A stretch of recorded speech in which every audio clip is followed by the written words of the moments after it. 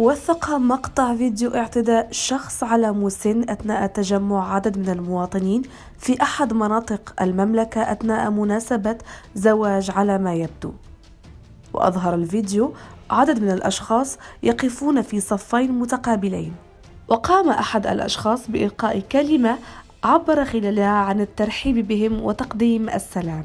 وأبان الفيديو قيام شخص بمباغتة الحضور والاعتداء على مسن وصفعه على وجهه بقوة دون معرفة سبب ذلك.